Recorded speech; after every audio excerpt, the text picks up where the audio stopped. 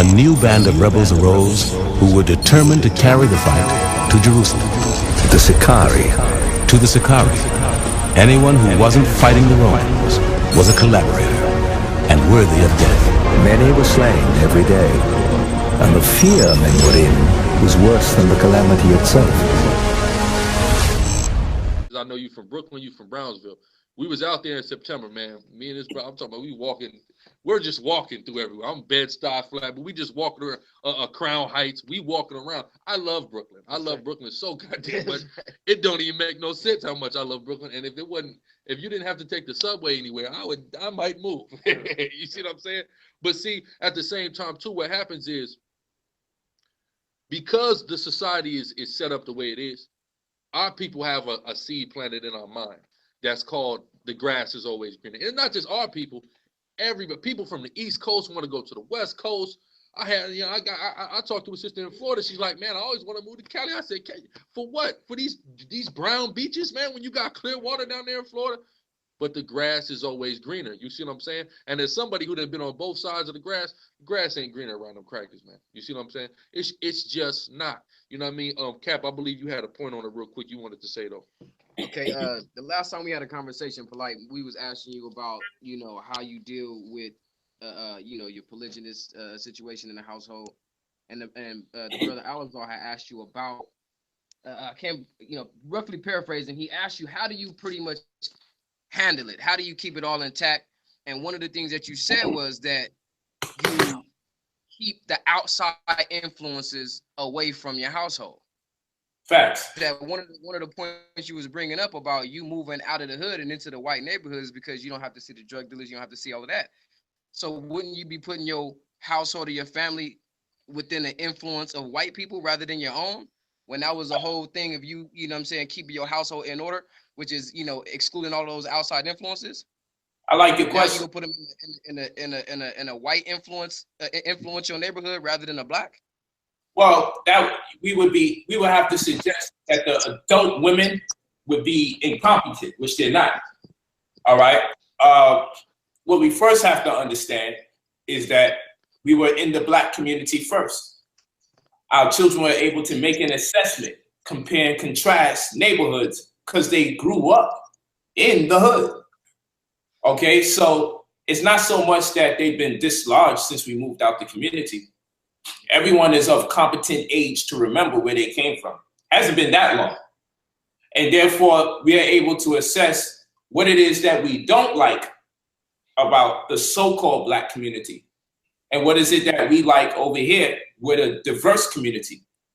But let's keep in mind, we did not move away because we dislike black people. We moved away because the environment was more conducive. The setting that is more befitting to my skill set because I was traveling back and forth so much. It suffices to say that I should stay in this environment because this is where business is more afloat for me. People always miss that part of the conversation.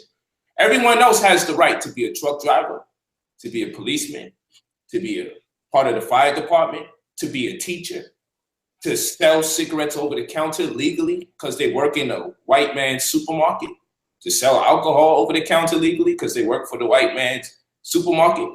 But if I go to live somewhere because it's befitting to my skill set and business is at an all-time high in that area, it's like, no, Polight, just stay in the neighborhood.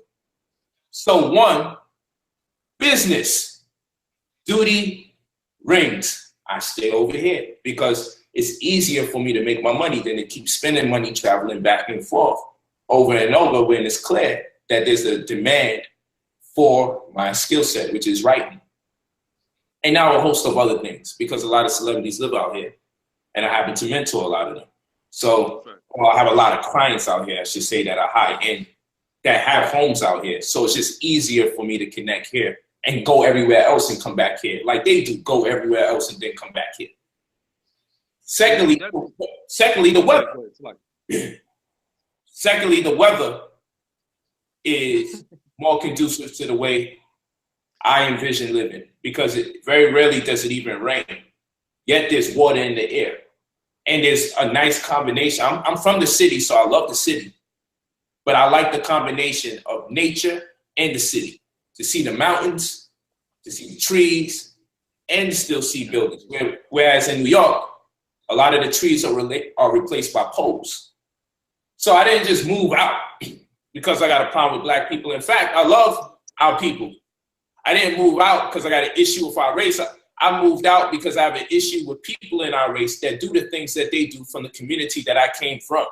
And I have to raise my children under certain conditions. I don't mind coming into the community as an adult teacher to communicate or convey ideas for the purposes of uplifting the people, but I have to protect my children from the stuff that was going on in my community.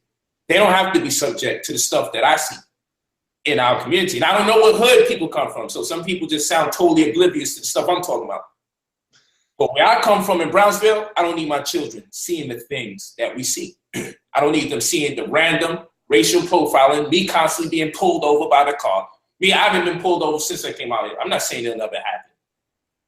I'm not saying I can't get killed by white folks at random. I'm just saying the strife that I had with white people was at an all-time high in the so-called black community, more so than I've ever had any strife in what you guys oftentimes call a white community, which this is not even classified as a white community where I'm at, because it's so diverse. There's black neighbors here, ball players live in the same building as I, producers and directors that are black live in the same building as I. So let's just be for real here. The producer of Django, the producer of Boomerang, black in here. House Party, black in here. Okay, the Sony Records vice pres, black here. Okay, Anthony Davis was here. He just recently left not too long ago. So, you know, black people live amongst me and they're very popular. Rick Fox lives a couple blocks down. You feel me? Like, these are black people that are successful. So it's also great because my children get to see successful black people, like black people who have achieved great heights. So they can conceptualize that maybe I too can also achieve great heights. Does this mean they shouldn't be around black people? Like I'm saying, everybody that's in the black community is a failure? No. But what I'm telling you are the advantages. We also have a vegan lifestyle. There's fast food restaurants here that are vegan. There's no McDonald's, there's no Burger King. I never see it. There's not one for miles and miles away from where I'm at. There's Real Food Daily, there's Veggie Grill, there's Sun Cafe. There's like, it's vegan city here. I could just walk out my house and literally walk 3 blocks out and I'll have 4 options immediately around me before I have to walk another block to have 3 more options right there within the vicinity. Before I walk 2 more blocks, no exaggerating, and have 3 more options at my disposal, not counting the supermarkets where we see the CPU numbers or the command numbers that they have on the veggies tell us they're not second rate or third rate like the ones that we see when we in the hood that start off with 5 that tell us these fruits and veggies came from somewhere else, they're old, and now they're selling it to us in our community. See, these are issues. Now, what I'm supposed to do, keep it real and eat food that's not that good just because and suffer with everybody else? No, if I get a chance, I'm getting the hell out, feeding my family the right food, and I'll come in and educate people about the things they need to look out for so they can survive to the best of their ability while in that neighborhood. But I don't have to stay there and suffer, but I don't have to. And some people don't even realize they're suffering because they're complacent. The hood has become a prison, and it's like we've been institutionalized, and we're glorifying it quite often more than we should. There's many things that I've learned from the hood, hardship-wise, that I like because it's prepared me, business-wise, to just go for what I need when I'm out here. There's a lot that I learned from living in that community, but I don't wish it on my children. I don't need them to learn that way. There's other ways to learn. And maybe if I can have them skip some of that, then let me have them skip some of that. But this environment for me is ideal to my vision. May not be ideal to other people's vision. It's ideal to mine as far as the quality of food, the quality of air, the environment. We don't see a drug dealer standing outside in our community. I don't want them to see that. In our hood, we knew who was pumping deep. We knew it. They stand outside, they chilling, they making it happen. It's part of the abstract, it's part of the environment, it's part of the scenery. You know, people throw dirty baby Pampers out of the project window. You can't tell me that's not what we see. I can call my children right now, my wives right now. We lived in Brownsville houses, the projects. People throw their damn dirty baby Pampers out the window to hit the ground. Hot shit, summer nights, bow, right on the floor. You feel what I'm saying? Like, I know this. I hate walking in my community to see my own people throw garbage right where they live. But where I'm at, I don't see no garbage on the floor. I don't. I really don't. Now people say, oh, you're saying no one litters? I'm sure somebody's littering. I'm just saying, I don't see garbage in the community that we live in like I see it in the community we used to live in, because our people a lot of times don't respect their environment for obvious reasons. They're upset there, they're frustrated. It happens. More people litter from the hood that I come from than the neighborhood that I'm in right now. So we are habit-forming creatures. We are habitual beings. We're going to pick up these tendencies just living in an area, or we're going to have to fight from conforming to those type of tendencies. It's best that I take my children out of their environment. My children will be more susceptible and prone to violence. It's true. Violence amongst themselves and each other. It's just true. The way the environment is. The children jump each other. It's just true. I can't speak for everybody's neighborhood. I can only speak for my personal experience and what I work hard to come out of.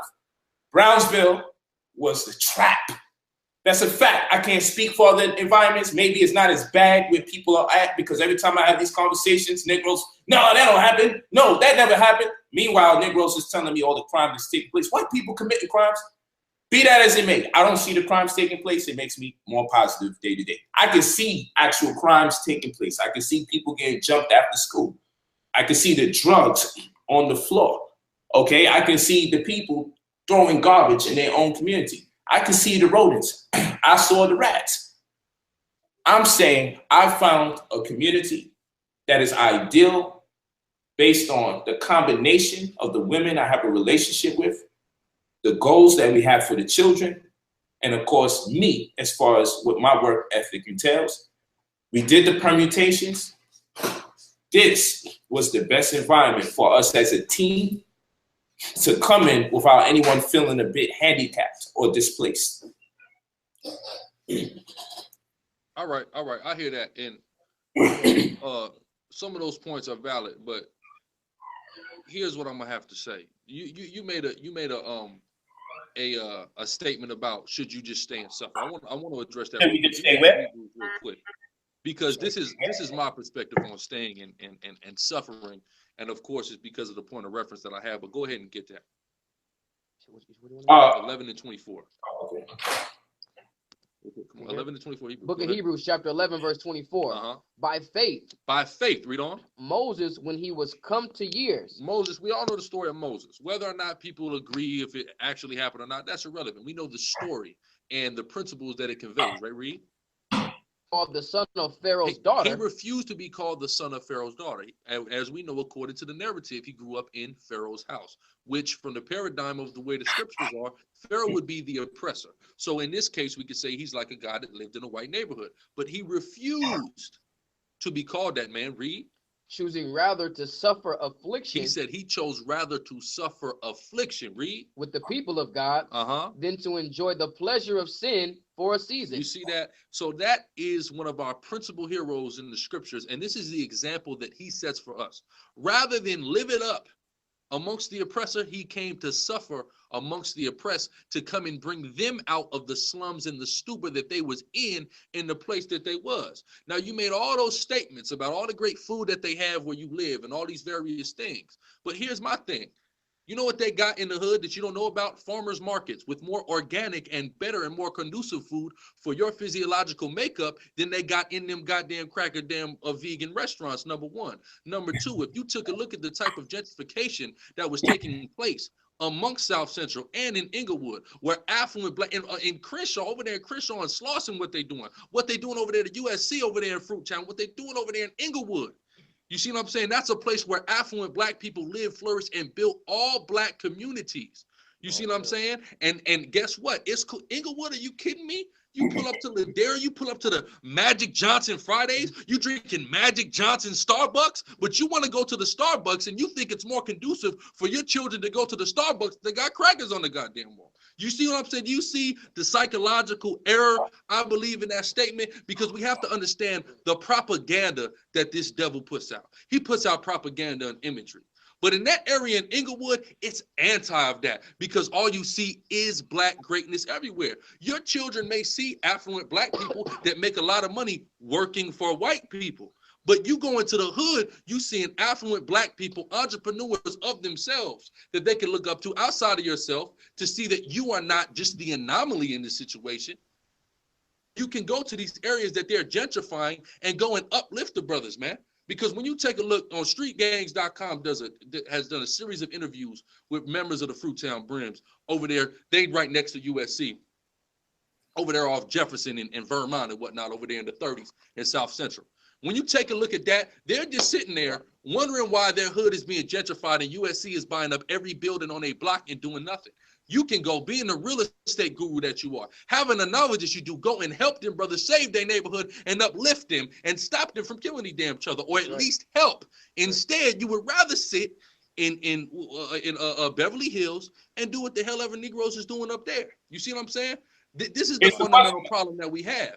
You calling them animals and you are criticizing what they're doing, and rightfully so. What they're doing needs be critiqued, but we have to understand the cause of why they are acting like that and the effect of it, and we have to begin to correct it. Not saying that you don't do things to try to correct that, but I believe in doing all that you do, you can put in more effort to doing that and more grassroots effort and go to those areas and help and uplift those brothers, because white people sure as hell are not scared to go in those neighborhoods and start buying up them damn houses, man. When we went over there to damn Crenshaw and Slauson, I'm talking about they making that look, I mean, it's looking crazy. You see what I'm saying? I don't make it a habit of going over there too much, but it is looking crazy what they're doing. I thought I was in West LA. You can even go to West LA. It's plenty of brothers over there in West LA. Plenty of you got the Playboys, the Mansfields, all of them over there in West LA, and they at each other. But that is a relatively nice neighborhood over there. You see what I'm saying? With nice things going on. But brothers who are in desperate need of your help, and a neighborhood that's in desperate need of your real estate expertise to try to save it and keep it black. You see what I'm saying? Because this melting pot issue, this melting pot thing, are saying that white people aren't prone to violence, man. I went to white schools. You know what I had to do at white schools? I had to fight skinheads. You see what I'm saying? That's why people look at me crazy. I call the white man the devil because I know him. I went to his school. You see what I'm saying? I've been to his house and his Thanksgiving and his Christmas, and I know he's the goddamn devil. You see what I'm saying? I know when the skinhead comes to your school, and as light-skinned as I am, I'm the only nigger at the school, and everybody's saying something about it, so everybody's getting their ass whooped. This is what you are subjugating your children to in that neighborhood, and you may not know it. You might know why you may not know it, because you don't come home and tell your parents about these things. These are things that you have to deal with, and you have to deal with the stairs. And some people cower and choose to suck it in, and some people stand up and they take pride in whom they are and they ride for who they are, and in doing that you're going to have to get violent. You see what I'm saying? You're going to have to get turned away and things of that nature. And that's what you subjugate your kids to when you put them in that environment. When you could, in contrast to that, put them in a maybe less hectic, more black environment where they can see their people and see their people flourishing and not have to do that, man. There's plenty of people, man, that grew up in Inglewood, South Central. You see what I'm saying? Compton, who grew up and didn't have to fall victim to any of that. And there's some that didn't. You see what I'm saying? But you still got to be with your people. And to me, as what I see from the scriptures, the brothers that have the most compassion with their people would rather suffer with his people than go amongst the others, man, on any level. And I'm sorry. Die if he had to uplifting his people. But go ahead, King. If I have to suffer, suffering is not cool. I'm not interested in suffering. I'm interested in progressing. Let's make this clear. I'm never going to be in a state of mind where I'm going to embrace suffrage.